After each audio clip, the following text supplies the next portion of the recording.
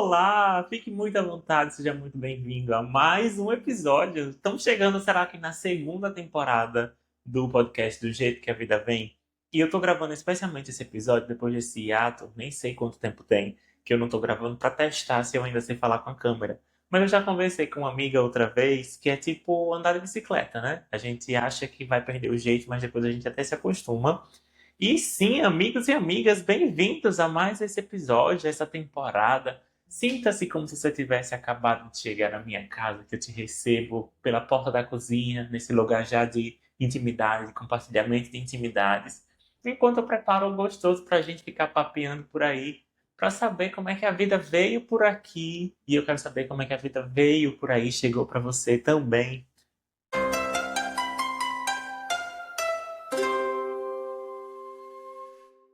E vamos começar esse episódio, acho que esse retorno de temporada, se eu posso chamar assim, né? Posso, que o programa é meu, né? Vou me autorizar a fazer algumas coisas também. Nesse momento da minha vida, que eu já nem lembro qual que foi o último, e aí agora vem de uma maneira muito espontânea quando eu disse, é agora. Vou sentar, vou gravar, porque isso tá aqui na minha cabeça. E se tá aqui na minha cabeça, pode ser que é porque você esteja aí precisando ouvir, então eu vou começar a falar. Porque esse podcast meio que teve um hiato aqui, né? Na internet, seja no Spotify, seja no YouTube, onde você estiver me assistindo. Mas aconteceu e aconteceu muito nos grupos do WhatsApp, com pessoas queridas que exportam meus áudios de 4, 5 minutos, 6 minutos. Então esse podcast estava acontecendo enquanto passeio com meus cachorros, né? Enquanto encontro uma amiga querida, enquanto saio para tomar um café. Eu só não estava microfonando e colocando uma câmera, mas agora eu tô. E acho que vai ser um resumo importante, um retorno importante para a gente poder papear, saber como é que as coisas foram acontecendo por aí também. E olha só, se você ainda não me segue no Instagram, você já pode ter visto, né? Se você ainda não me segue, você não vai estar vendo, mas se você for lá me seguir, que inclusive os links estão aqui na descrição desse episódio, vai me ver fazendo comida. Eu tenho cozinhado bastante e eu tenho me aventurado mais tenho especialmente me aventurado mais na cozinha. Recentemente completou 2 anos que eu decidi não utilizar mais o resto dos animais na minha alimentação. Então, quando eu iniciei uma transição para uma alimentação à base de plantas, então lá para 2023, e isso obrigatoriamente me fez ficar mais familiarizado com a cozinha de vegetais e com as inúmeras possibilidades de cozinhar utilizando plantas. Claro que à medida que eu fui me testando, experimentando, ganhando confiança, ganhando coragem, testando pratos, eu fui melhorando. E felizmente as pessoas que comem, né, e provam as coisas que eu preparo gostam, então me deixam ainda mais empolgado, incentivado a continuar buscando. E é uma busca, assim, quase que infinita, porque a gente tem muitas formas de preparo também. Sabendo disso, eu sei que eu vou cultivando alguns desejos, e aí eu aprendi a comunicar isso internamente comigo mesmo, do tipo assim, vai chegar uma hora que eu vou fazer isso daqui. Eu tô com vontade de fazer, essa é uma vontade que eu já sinto ganhando forma e espaço aqui no meu corpo, e eu sei que daqui a pouco eu vou fazer, daqui a pouco eu vou atrás disso e vai rolar. E assim foi agora com pães. Surpreendentemente, estava olhando ali uma receita, era um pão doce, e eu disse, eu vou testar isso daqui. E aí já criei uma cena para testar, né? Então eu disse, eu quero ir para casa dos meus pais, né? Para casa do meu pai, para cozinhar com a minha sobrinha, com a minha irmã, com todo mundo ali na cozinha, e tal. Vai ser um bom momento, vai ser criar uma memória para mim, ter esse momento para mim também registrado. Vou fazer isso. E aí nesse dia eu fiz o pão com a goiabada, eu fiz um cinnamon roll também. E aí voltei aquecido, querendo testar mais pães. Tem um amigo que faz mais massas e pães, né? A pizza dela, Nayara, minha amiga querida, que é uma delícia. Eu disse, vamos ver qual é. E a cozinha, especialmente, eu cito muito o episódio, né? Quando eu falo para você chegar aqui pela porta da cozinha da minha casa, porque é um lugar onde eu vejo muitas transformações acontecerem. Então, são dois lugares que eu vejo que as transformações acontecem, que é no consultório de psicologia, com as pessoas que chegam até mim, porque muitas vidas são transformadas, né, nesse espaço, e eu fico muito feliz de ver as transformações acontecendo. E também na cozinha, os alimentos se transformam muito, os sabores mudam muito, e aí no meio desse percurso também me meti em fazer conservas, e é algo que eu gosto também. E aí se a gente fizer esse paralelo, e é o paralelo que eu quero fazer contigo, o quanto que a conserva e a panificação e a cozinha de um modo geral tem a ver com a ideia da psicoterapia que é as transformações que a gente quer que aconteça quando a gente entende a importância da nossa ação e a importância da ação do tempo. As duas coisas precisam acontecer. Por exemplo, as conservas que eu faço, eu coloco, né, o preparo ali do líquido e o que eu vou colocar na conserva, demora pelo menos, e aí não é demora, já tem até uma atualização, leva pelo menos uns 7 dias para que eu possa abri-las, prová-las, e aí sim saber se deu certo ou não, e quais os ajustes que eu quero fazer com elas para uma próxima tentativa. Mais ou menos assim como é o processo terapêutico, né? Às vezes a gente tem uma sessão, geralmente inicia-se um processo com uma sessão semanal. Então, aquele momento que a gente se prepara para a próxima sessão e se prepara para a próxima sessão. Porque precisa da ação, do encontro dos ingredientes, né? Os seus ingredientes que é onde você traz até mim, os meus ingredientes baseados na ciência, baseados no que eu estudo, baseados em muitas outras filosofias, cultura e arte, música e referências e que a gente vai ver no que deu daqui a uma semana, a gente checa. E então, com a fermentação, com a pizza, com a massa, com o doce, com o bolo, isso ainda continua acontecendo. Porque às vezes a gente pode ter uma impressão de que não está acontecendo nada. Ah, não está acontecendo nada, eu estou na mesma, estou repetindo essa mesma questão, estou repetindo esse mesmo ponto. E geralmente quando alguém chega com essa queixa para mim, né, tá falando assim, ah, estou sentindo que ainda estou na mesma, é importante lembrar de que às vezes a gente coloca um pão, e aí a gente preparou os ingredientes, fez aquela primeira massa, e a gente faz e deixa ele no lugar quentinho, seguro, quente, eu falei, né, quentinho, seguro, naquele momento que é para poder a massa crescer, e a gente não fica olhando os 25, 30 minutos para uma massa crescer. A gente olha depois de um salto, de um tempo, a gente vê aquilo crescido, transformado. E é geralmente esse exercício que eu proponho para as pessoas quando elas estão com esse discurso de olha, mas observa como era que você estava uma semana atrás, ou 2 semanas, um mês, 2 meses, um semestre, um ano. O quanto que a mudança vai precisar acontecer quando você age e quando você aguarda também a ação do tempo. Porque o tempo ele é essencial para que a gente possa fazer coisas grandiosas. O tempo é um espaço necessário para que coisas grandes sejam feitas. Então, se a gente for pensar em grandes obras de arte ou obras arquitetônicas, elas levaram muito tempo. Imagina só, sei lá, um Cristo Redentor no topo de uma montanha. Ele talvez não tenha sido construído, talvez não, né? Com toda certeza, ele não foi construído de uma hora para outra, de um dia para o outro. Ele foi construído ao longo do tempo. Assim como os problemas e as situações que são mais difíceis que estejam acontecendo aí na sua vida, por exemplo, ela também precisou de tempo para acontecerem, para se tornarem um sintoma, para trazerem, carregarem algum tipo de malefício para sua vida. E ela vai precisar de tempo também para ser cuidada e para que de alguma forma você consiga administrar melhor as consequências disso. E a ação do tempo, ela também deixa marcas em nós.